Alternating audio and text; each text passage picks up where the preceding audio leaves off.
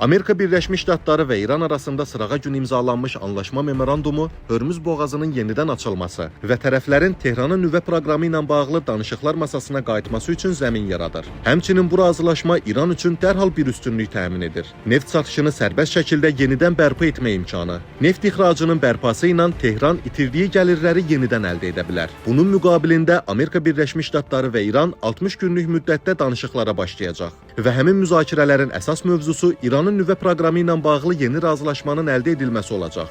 Donald Trump bu razılaşmanı 2015-ci ildə imzalanmış nüvə sazişindən daha sərt etməyə çalışacaq. Memoranduma əsasən Hörmüz boğazı yenidən açılacaq və ABŞ İran limanlarına tətbiq etdiyi blokadanı ləğv edəcək. Bu, dünyada yanacaq qiymətlərinin azalmasına kömək edə bilər. Gəmilərin boğazdan keçidi 60 gün ərzində rüsum tutulmadan həyata keçiriləcək. Lakin gələcəkdə bu vəziyyət dəyişə bilər. Müharibə zamanı İran tərəfindən Hörmüz boğazının bağlanması Tehranın ən mühüm təzyiq vasitələrindən biri idi. Bu addım enerji qiymətlərinin artmasına, əsas istehlak mallarının bahalaşmasına və dünya üzrə iqtisadi narahatlıqların güclənməsinə səbəb olmuşdu. Yeni razılaşma ABŞ-nin İrana qarşı neft sanksiyalarını müvəqqəti olaraq dayandırır. Lakin onları tamamilə aradan qaldırmır. İran ötən il təxminən 45 milyard dollar neft gəliri əldə etmişdi. Lakin ixracının böyük hissəsi yalnız Çinlə məhdudlaşırdı və sanksiyalardan yayınmaq üçün tanker şəbəkəsindən istifadə olunurdu. İndi isə Tehran daha çox müştəri tapa və neftini daha əlverişli şərtlərlə sata bilər. Memorandumda yüksək zənginləşdirilmiş uranla bağlı qeyd edilir ki, bu materiallar Beynəlxalq Atom Enerjisi Agentliyinin nəzarəti altında daha aşağı səviyyəyə qədər seyrəldilməlidir.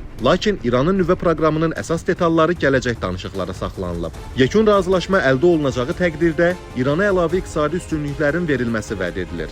Bunlara beynəlxalq sanksiyaların tam ləğvi və xaricdə dondurulmuş milyardlarla dollar vəsaitin azad edilməsi daxildir. Həmçinin memorandumda İrana müharibə nəticəsində dəymiş zərərlərin bərpası üçün 300 milyard dollarlıq fondun yaradılmasından bəhs edilir. Bundan belə İranın hücumlarının hədəfi olmuş Körfəz ölkələrinin belə bir layihədə geniş şəkildə iştirak edib etməyəcəyi bəlli deyil. Trump da ABŞ-nin bu fonda maliyyə töhfəsi verməyəcəyini bildirib. Trump administrasiyası əvvəllər bildirmişdi ki, müharibənin məqsədləri İranın raket imkanlarının məhv edilməsi, Tehranın regional proksi qruplara dəstəyinin dayandırılması, İranın hərbi dəniz qüvvələrinin zəiflədilməsi və ölkənin nüvə silahı əldə etməsinin qarşısının alınması olub. Bundan belə hazırki memorandumda İranın raket proqramı və onun regional müttəfiq qruplara dəstəyi məsələləri yer almır. Gələcək danışıqlar yalnız nüvə proqramına yönələcək. Memorandum Livandakı müharibənin başa çatdırılmasına çağırır.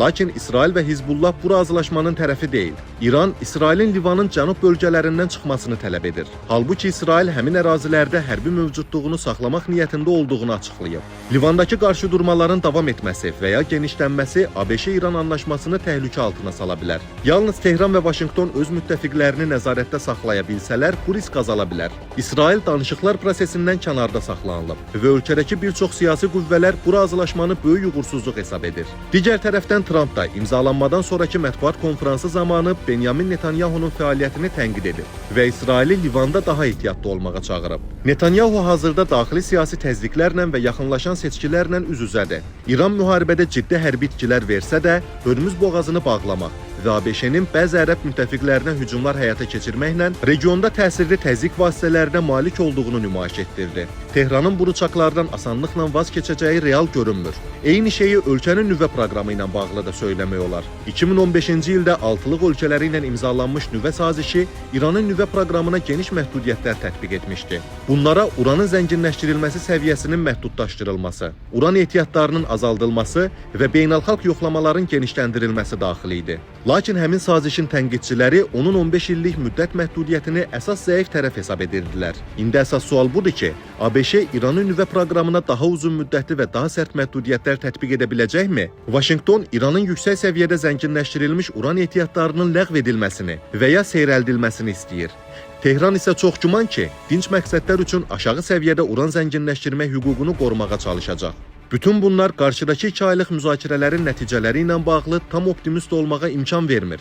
Təsadüfi deyil ki, bəzi ekspertlər əldə olunan razılaşmanın İran rejimi üçün müvəqqəti tənəffüs ola biləcəyini vurğulayırlar. Dünən razılaşma ilə bağlı İranın ali rəhbəri Müçtəba Xameneyinin adından yayılmış qısa bəyanatda həmin nöqteyi nəzərdən önəmli məqamı ehtiva edir. Bəyanatda İran rəhbəri açıq şəkildə bildirib ki, onun razılaşma ilə bağlı fərqli mövqeyi olub. Lakin İran prezidenti Məsud Pezeşkiyan və Ali Milli Təhlükəsizlik Şurasının üzvləri İran xalqının və müqavimət cəbhəsinin hüquqlarını qoruyacaqlarına dair öhdəlik götürdükləri üçün onun imzalanmasını icazə verib. Bununla da Müçtəba Xameneyi imzalanmış anlaşma memorandumu və qarşıdakı müzakirələrlə bağlı məsuliyyəti prezident Pezeşkiyanın üzərinə qoyub. Həmçinin lazım olan məqamda özünün fərqli mövqeyini daha təkidlə ortaya qoya biləcəyinə indidən işarə edib. Maraqlıdır ki, bəyanatdan az sonra Məsud Pezeşkiyan da ona münasibətini ifadə edən müraciət yayıb və ali rəhbəri narahat edən məsələlərə maksimum diqqət yetirəcəyini bildirib. İran parlamentinin sədri Məhəmməd Bağır Qalibov, Xarici İşlər Naziri Abbas Əraqçı da ali rəhbərin bəyanatına cavab olaraq ona ayrı-ayrılıqda müraciətlər ünvanlayıblar. Ardınca İran və ABŞ nümayəndələri arasında bu gün İsveçrədə keçirilməsi nəzərdə tutulan danışıqların təxirə salındığı barədə məlumat yayılıb. Belə bir şəraitdə hələlik İran-Amerika Birləşmiş Ştatları razılaşmasının yeganə real nəticəsi müharibənin dayandırılmasıdır. Bu da təkcə münaqişə tərəfləri üçün yox, bütövlükdə region üçün müsbət hal sayıla bilər.